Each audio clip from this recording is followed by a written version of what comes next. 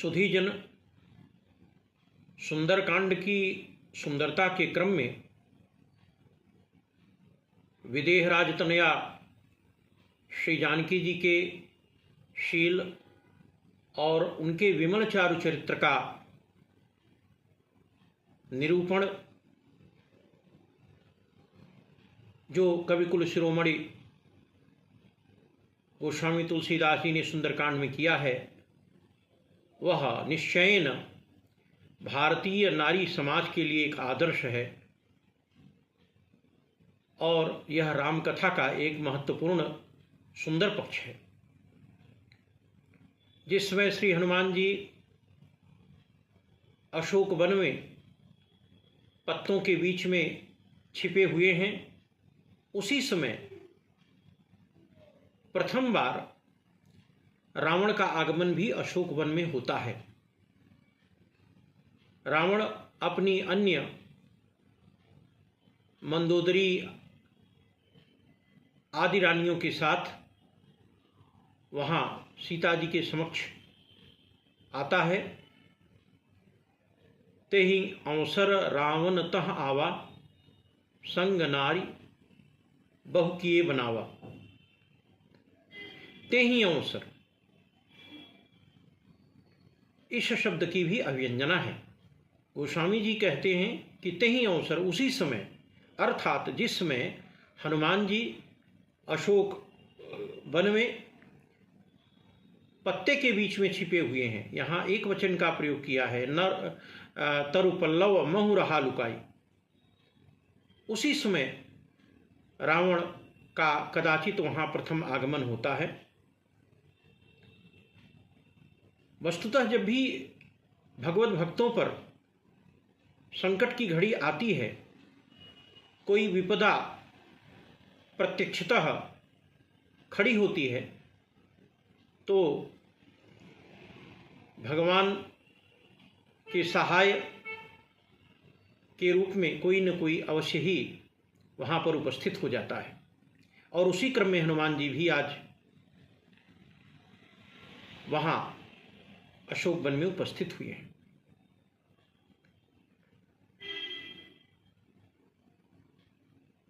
दुष्ट रावण सीता जी को बहुत प्रकार से प्रलोभन देता है, बहुविधि समझावा, अनेक प्रकार से उन्हें समझाने की कोशिश करता है।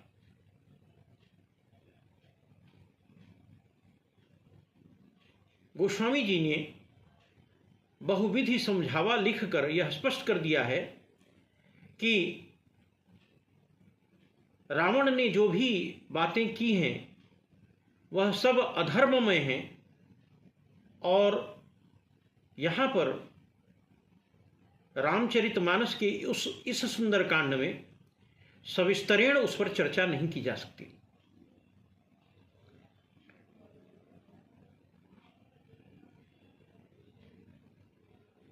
चूंकि रावण राजा है, तो राजा के उर में नीति बसती है। साम दान दंड भेद, चारों नीतियां राजा के हृदय में बसती हैं। और गोस्वामी जी ने अन्यत्र भी लिखा है कि साम दान अरु दंड विभेदा, नृप उर बसही, नाथ कह वेदा। राजा के उर में ये चारों नीतियां साम दान दंड भेद सदैव विद्यमान होती हैं। और लंकाधिपति रावण यहाँ मां जानकी के समक्ष चारों नीतियों का प्रयोग करता है। साम की दृष्टि से अगर विचार करें तो वह सीता जी से कहता है कि सुमुखी सयानी, हे सुंदर वदन वाली सीते, सयानी, हे योग्य अत्यंत निपुण सीते। यह सामनीति के अंतर्गत आता है, जहाँ पर प्रशंसा करके किसी को अपनी ओर आकृष्ट किया जाता है। इसी प्रकार दूसरी नीति के अंतर्गत साम दान, दान के अंतर्गत दान को लोग दाम भी कहते हैं, यद्यपि वह शुद्ध रूप में दान ही है। यदि दान अथवा दाम की दृष्टि से विचार किया जाए तो रावण कह रहा है, मंदोदरी आदि सब रानी तव अनुचरी करऊं पन मोरा, एक बार बिलोक मम ओरा। मंदोदरी अत्यंत ही ललिता ललाम भूता, सौंदर्य संदोष संबलिता महारानी है श्री रावण की, और उसके साथ त्रैलोक्य की जो प्रकृष्टतम सुंदरियां हैं वे भी हैं। रावण मां जानकी से कहता है कि मैं यह शपथ पूर्वक कह रहा हूं कि मंदोदरी आदि सभी रानियां तव अनुचरी करऊं पन मोरा, ये आपकी अनुचरी के रूप में उपस्थित रहेंगी, यह आपकी दासी होंगी। अर्थात जो मूल महारानी का पद है वह आपका होगा। शर्त यह है, एक बार बिलोक मम ओरा। यह दान है, रावण की दान नीति है। और अगर तीसरी नीति पर विचार करें, दंड, जब सीता जी ने रावण को तिरस्कृत किया है तो ऐसी स्थिति में वह दंड नीति का सहारा लेता है और कहता है, कटिहऊं तव सिर कठिन कृपाना, हे सीते मैं इस कठोर कृपाण से तुम्हारे सिर को काट दूंगा।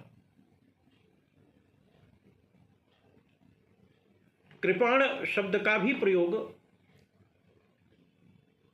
महामति धीर श्री गोस्वामी जी ने बड़ा ही साभिप्राय किया है। कृपाण और तलवार में अंतर है। तलवार में यद्यपि हिंदी और संस्कृत भाषा में उसे एक ही अर्थ में अंगीकार किया जाता है, तथापि तलवार में एक ही तरफ धार होती है और कृपाण में दोनों तरफ धार होती है।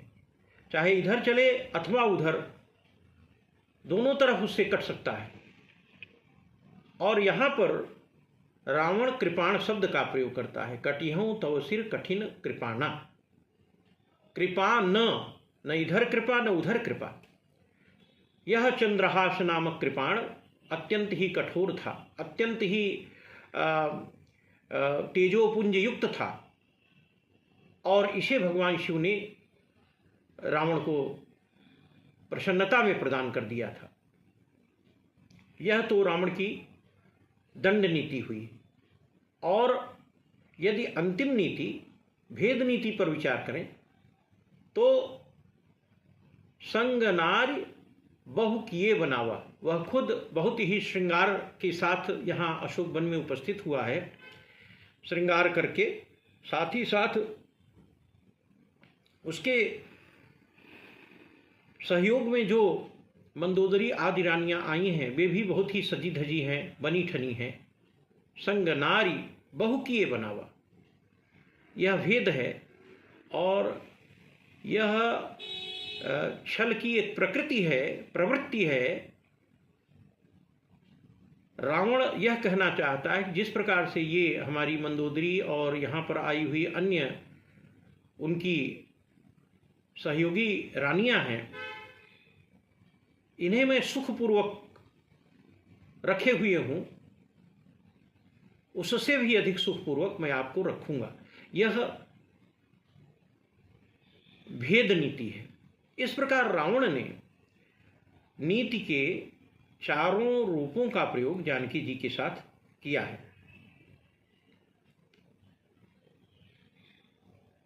गोस्वामी जी ने यहाँ पर रावण के लिए खल शब्द का प्रयोग किया है सीता जी के मुख से।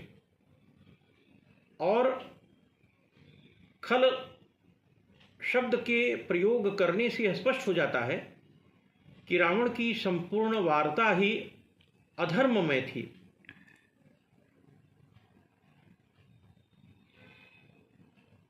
इस रावण के इस प्रस्ताव पर जानकी जी में जो प्रतिक्रिया हुई है और उन्होंने प्रतिक्रिया स्वरूप जो रावण को उत्तर दिया है, उससे निश्चयन रावण झंकृत होता है और अत्यंत ही कुपित हो जाता है। माँ जानकी कहती हैं, तृण धरि ओट कहति वैदेही सुमिर अवधपति परम स्नेही सोनु दस मुख खद्योत प्रकाशा कबहू की नलनी करी विकासा असमन समुझु कहत जानकी खल सुधि नहीं रघुवीर बानकी। सठ सुने हरि आने सिमोही अधम निलज्ज लाज नहीं तो ही। आपो ही सुनि खद्योत सम राम ही भानु समान परुष बचन सुनि काढ़ी असी बोला अति खिसियान। माँ जानकी जी ने जो उत्तर दिया है वह रावण को झंकृत करने वाला है। रावण की चेतना और बुद्धि वहाँ पर बिल्कुल कुंठित सी हो गई है और वह सीता का प्रतिवाद सहसा नहीं कर पाया है। श्री जानकी जी तिनके की आड़ लेती हैं। यद्यपि गोस्वामी जी के तुलसी शब्दार्थ में तिनके को आंचल के रूप में स्वीकार किया गया है, तृण को, किंतु दूसरी दृष्टि से अगर इस पर विचार किया जाए तो तिनका जो है वह माँ जानकी का भाई है। माँ जानकी भूमिजा है, स्वतः भूमि से उत्पन्न है और तिनका को भी भूमिज कहा जाता है, वह भी भूमि से उत्पन्न है। अतः तिनका माँ जानकी का इस रूप में भाई हुआ और प्रच्छन्न रूप से वह भाई के रूप में तिनके का सहारा लेकर के रावण को धिक्कारती हैं। तिनके का सहारा लेने का आशय यह भी है कि हे रावण, तू इतना निकृष्ट है कि तुम्हारी ओर देखना भी तो पाप ही होगा। और वाल्मीकि रामायण में भी यही बात कही गई है, तृण मंतरतः कृत्वा प्रत्युवाच शुचिस्मिता।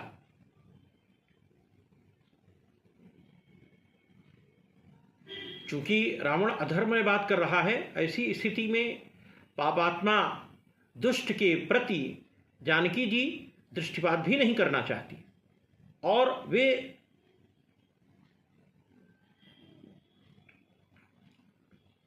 पूरी निष्ठा के साथ और पूरी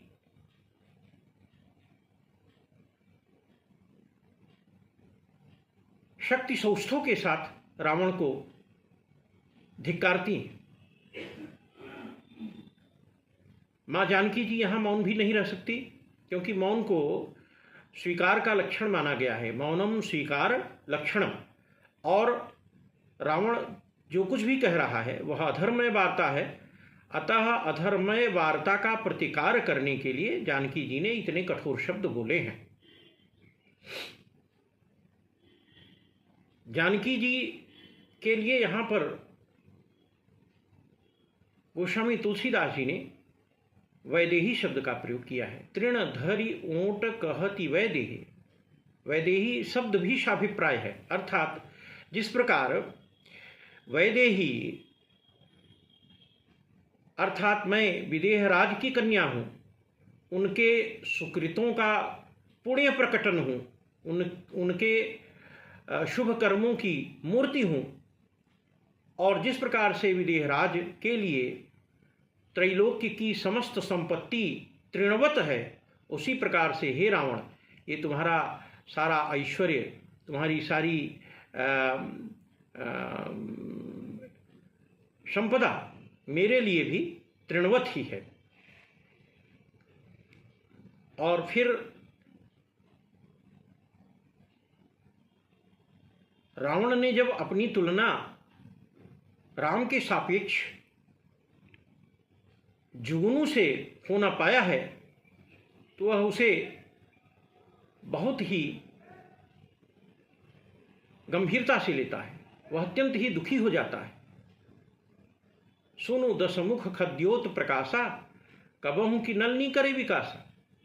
अरे दुष्ट रावण, क्या जुगनू के प्रकाश से कभी कमलिनी विकसित हो सकती है? कमलिनी तो सूर्य के प्रकाश से ही विकसित होगी।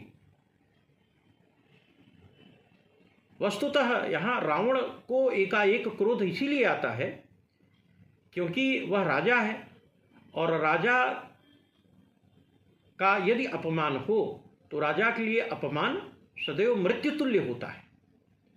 वह अपने को मृतक समझ बैठा।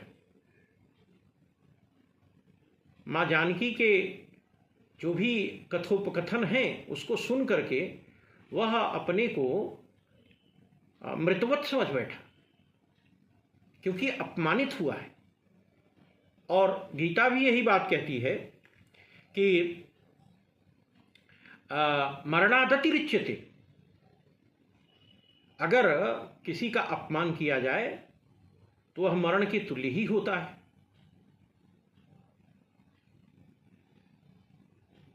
एक बात और यहाँ मैं आपसे अनुरोध कर लूँ कि सुमुखी शब्द का प्रयोग करके रावण ने माँ जानकी के प्रति साम नीति का सहारा लेकर अपनी आसक्ति को अभिव्यंजित किया है। लेकिन माँ जानकी भी उसे दशमुख शब्द से संबोधित कर उसके प्रति घृणा व्यक्त करती हैं। माँ जानकी कहती हैं कि हे रावण, तुमने शून्य में, एकाकीपन में, एकांत में छलपूर्वक एक चोर की भांति मुझे तुमने उठाया है, मेरा हरण किया है। तुम अधम हो, पातकी हो। वह कृत्य तो निर्लज्जता का कृत्य था ही, और अभी इस प्रकार का जो प्रस्ताव, इस प्रकार का जो कथन कर रहे हो, उससे भी यह लग रहा है कि अभी भी तुम्हारी निर्लज्जता की पराकाष्ठा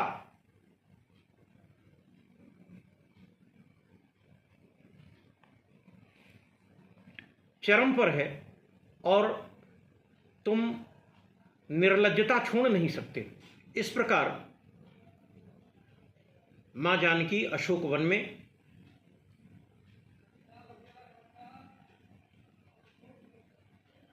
लंकाधिपति रावण को खल, चोर, शठ, अधम, निर्लज्ज जैसे शब्दों से संबोधित किया है। जैसे कोई कुत्ता यज्ञशाला से हवि चुराकर भागता है, उसी प्रकार से रावण, तूने मेरा हरण किया है और इसका जो परिणाम होगा वह अत्यंत ही अनर्थ पर्यवसायी होगा, यह जानकी जी कहती हैं। खल सुधि नहीं रघुवीर मान की। रघुवीर बाण शब्द की भी अपनी अभिव्यंजना है। कदाचित गोस्वामी जी इस शब्द का प्रयोग कर मां जानकी के मुख से रावण को यह बताना चाहते हैं कि रे दुष्ट रावण, तुम्हें प्रभु श्री राम के बाणों की लीला का भी पता नहीं है। उनके बाण खलों के शालक हैं, इसलिए यह तुम्हारे लिए अत्यंत ही दुखद होगा। जो इसका दूसरा भाव है वह यह है, रघुवीर बाण की, रघु के वीर अर्थात अज, रघु के पुत्र अज ने जब रावण पर बाण प्रहार किया था तो यह रावण लंका में महिलाओं के बीच में छिपकर बैठा हुआ था। कदाचित मां जानकी यह कहना चाहती हैं कि रघुकुल के वीरों के बाणों की शक्ति को क्या तुम भूल गया है। और इसका जो तीसरा भाव है वह यह है कि रघु के वीर, रघुकुल शिरोमणि प्रभु श्री राम के अनुज श्री लक्ष्मण जी के द्वारा धनुष की बाण से जो रेखा खींच दी गई थी उसे भी लांघने का तू साहस नहीं जुटा पाया था। कदाचित उन बाणों की शक्ति का तुम्हें आभास नहीं है। इस रूप में मां जानकी जी ने रावण को अत्यंत ही धिक्कृत किया है, अपमानित किया है और शठ, अधम, चोर, निर्लज्ज जैसे शब्दों का संबोधन किया है।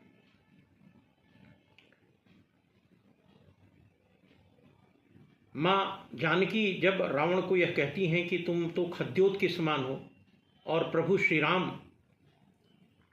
सूर्य हैं, तो रावण का बहुत बड़ा अपमान हुआ है। रावण को मृत्यु तुल्य पीड़ा की अनुभूति हुई है। राजा है और राजा के लिए अपमान मृत्युकारक ही होता है। संभावितस्य चा कीर्ति मरणादतिरिच्यते। जो अकीर्ति है, जो अपमान है, वह मरण के तुल्य ही है। और ऐसी ही स्थिति में वह नाहित सपदि मानु मम बानी, क्रोधित होकर के कहता है कि अगर ऐसा नहीं हुआ तो कृपाण से मैं तुम्हारा गला काट दूंगा और तुम्हें जीवन की हानि हो जाएगी। यहाँ पर आप देख सकते हैं कि एक ओर रावण प्रतिज्ञा कर रहा है और दूसरी ओर मां जानकी प्रतिज्ञा कर रही है। रावण प्रतिज्ञा करके यह मां जानकी जी से कहता है कि मंदोदरी आदि सभी रानियां आपकी अनुचरी होंगी।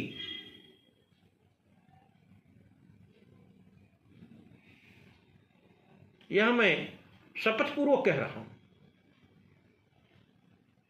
और इधर मां जानकी कह रही हैं कि रे दुष्ट रावण, तू ठीक ही कह रहा है। मेरे इस गले में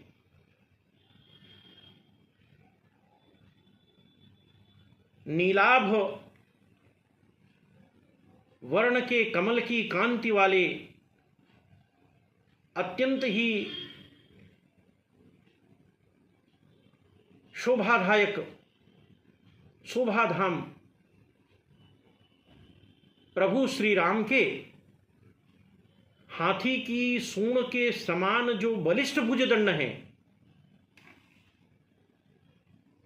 वे मेरे गले में पड़ेंगे अथवा अब यह जो तुम्हारा कृपाण है यह मेरे गले पर लगेगा, दो में से एक ही होगा, यह मैं भी प्रणपूर्वक कह रही। सीता जी ने भी शपथ खाई है और इसी भाव को प्रसन्न राघव में भी प्रसन्न राघवकार ने बहुत ही मार्मिक ढंग से चित्रित किया है। विरम विरम रक्षः किम वृथा जल्पितेन स्पृशति नहि मदीयम कंठसीमानमन्यः रघुपति भुजदंडात् दुत्पलो श्यामकांतेर दशमुख भवदीयो निष्कृपो वा कृपाण। हमारे इस गले में प्रभु श्री राम की बलिष्ठ भुजाओं की माला पड़ेगी अथवा तेरी यह निष्ठुर कृपाण मेरे गले पर लगेगी, दो में से अब एक ही होकर के रहेगा। ऐसा सुन करके रावण अत्यंत ही कुपित हुआ है और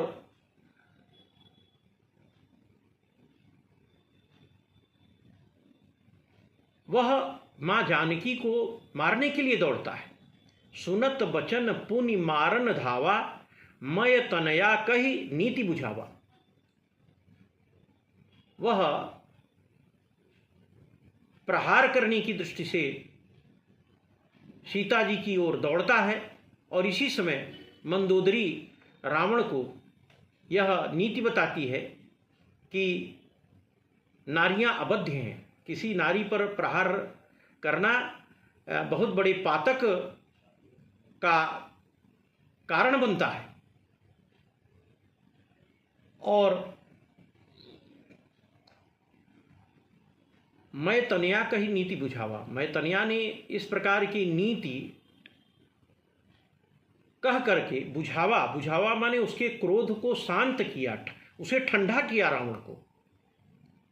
वस्तुतः जब भी भक्त पर संकट के बादल मंडराते हैं तो भगवान किसी न किसी रूप में भक्त का कल्याण करने के लिए उपस्थित हो जाते हैं।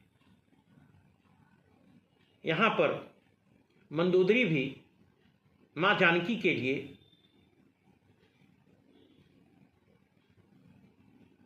सहायक सिद्ध होती है और वह नीतिज्ञ है। आगे भी इसी सुंदरकांड के कथा प्रसंग में वह रावण को समझाती है, बोली वचन नीति रस पागी। और यही कारण है कि मंदोदरी पंचकन्याओं में से है और वह प्रातः स्मरणीय है। सुधीजन, इस प्रकार रामचरितमानस के इस पंचम सोपान में कविकुल शिरोमणि कविता वनिता विलास गोस्वामी तुलसीदास जी की वाग विदग्ध रीति से यह प्रसंग अत्यंत ही मनाह्लादक, चित्ताकर्षक और रोचक बन पड़ा है। इस सुंदरकांड के पंचम सोपान में मां भगवती के अनिंद्य सौंदर्यशील और उनके विमल चारु चरित्र का गोस्वामी जी ने जिस विधि से चित्रण किया है वह अत्यंत ही रोचक है और समाज के लिए यह कथा एक उपदेष्टा की भूमिका भी अदा करता है। हमारी भारतीय आर्ष मनीषा में भारतीय नारियों के लिए सीता जी का यह विमल चारु चरित्र, शील, आचरण और चारित्रिक सौंदर्य संपूर्ण नारी जगत को अभिमंडित करता है। यह नारियों के लिए न केवल अनुकरणीय विषय है, अपितु स्पृहणीय भी है, आदरणीय भी है और समाज को दिशा देने वाली है। अतः इस रूप में सुंदरकांड का सौष्ठव निरूपित होता है, जो सुंदरकांड की सुंदरता का परिचायक है। धन्यवाद।